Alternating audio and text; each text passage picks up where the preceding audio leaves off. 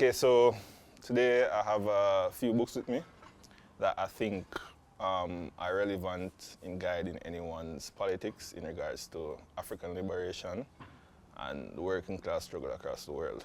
So first, everyone should know this book by Walter Rodney, How Europe Underdeveloped Africa. It's a staple in any Pan-Africanist, socialist, or any other working class circle that you may find yourself in.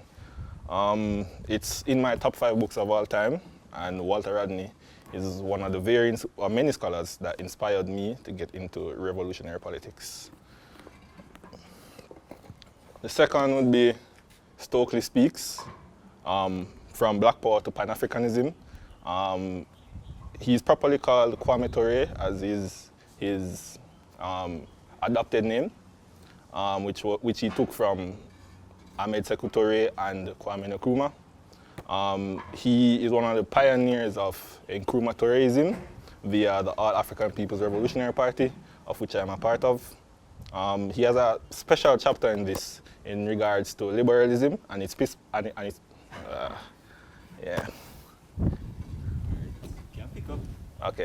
and its pitfalls. He talks about how the liberal wants to change the world without changing his or her position, and how impossible that is, and that they oftentimes, or most times, side with the oppressor over the side of the oppressed. I think that is very crucial in regards to how we view our politics today.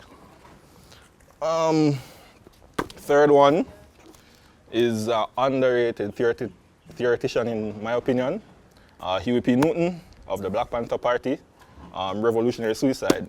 For me, this is one of the best autobiographies that one can have, second only to the autobiography of Malcolm X, which it seems I have forgotten. He really takes you on a journey of his path to his ideological formations, his journey into black nationalism, socialism, communism, and many other varying modes of thought.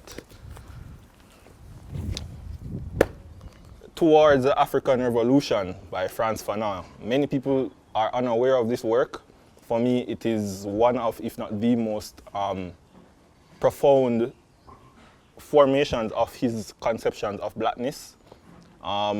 Second to only the other I have here, The Wretched of the Earth, insane chapters on violence and the violence of the colonized against the colonizer.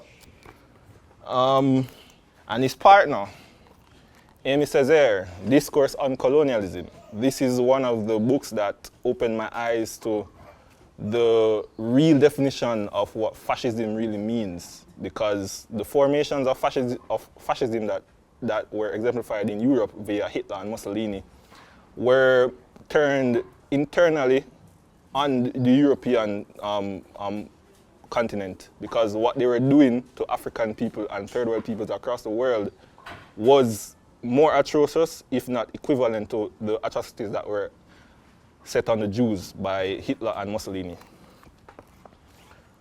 Again, Huey Newton, To Die for the People. This is his second best book. I referenced his best work earlier.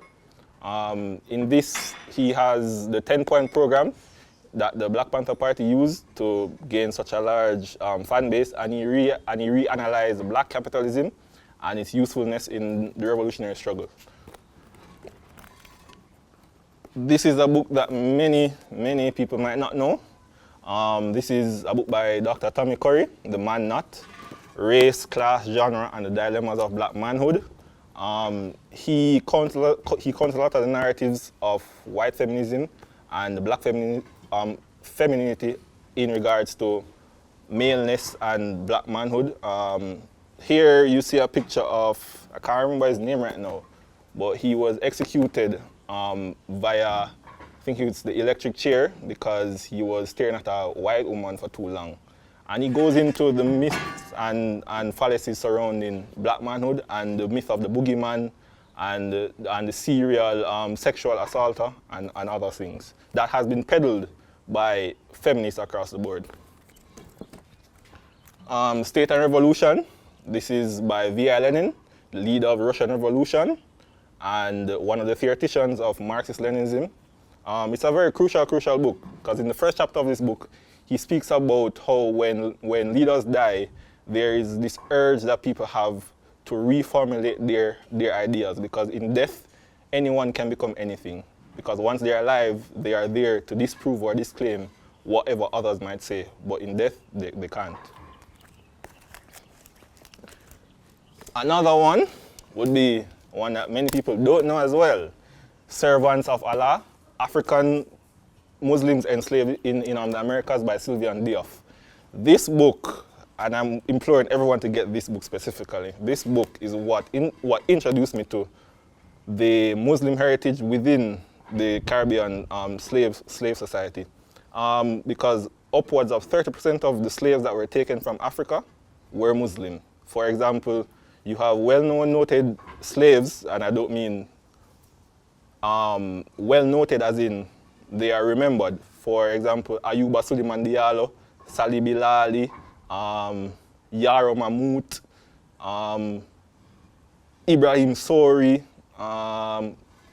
and Bakaka. And she also alludes to the fact that many in the Haitian Revolution were Muslims as well. For example, Dottie Bookman and Imam Makandal, right? So it's a very crucial book. It details the first slave revolts in the Americas were started by Muslims in the colony of Christopher Columbus's brother, right? And how the Spanish, because they knew the Moors and how powerful the Moors would be and how powerful the Arabic language was, banned Islam from being practiced amongst the slaves for this specific reason. Another one would be Women's Liberation in the African Freedom Struggle by Thomas Sankara. This book, I have never seen another African theorist pay such an emphasis to the struggle of women than Thomas Sankara. He's one of my top 5 heroes of all time. And finally, probably my favorite book in the world, Blood in My Eye by George Jackson. His articulation of fascism is profound. His usage of the ideas of urban guerrilla warfare, his understanding of the settler colonial state that is the United States, and the oppressiveness that the state uses against the black people within the country, and his vast area of knowledge on the theories of Mao, Lenin, Marx, and others are, I don't know, and he did all of this behind prison, right? In prison, I should say, right? And he said that in prison, once guys come out of prison with the knowledge that these theoreticians have, it's like a dragon unleashing, similar to what Ho Chi Minh said about the Vietnamese people. Yeah.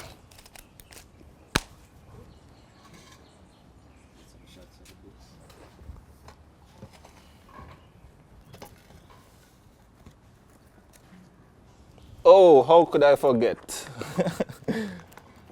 How could I forget? Then here's my book, right? The Thoughts of an Unchained Mind. There's everything in this book. Everything you can think of, from philosophies of love to the analytical philosophies of Malcolm X's Ballot or the Bullet speech, the analysis of the two-party system in Jamaica, a chapter on Pan-Africanism, a chapter on imperialism against Gaddafi, gender relations in Africa, a chapter on feminism and womanism, the black nationalist struggle, class versus race, and the roots of violence, self-destruction, the violence we impose on one another as African people. And yeah, everything that you can think of. You can find it on Amazon, or you can just get to me via my social media. But the quickest way would probably be through Amazon, right? Because the copies are locally kind of sold out right now, so it would more feasible for you to get it on Amazon. Well, let me hear you say mountain, mountain.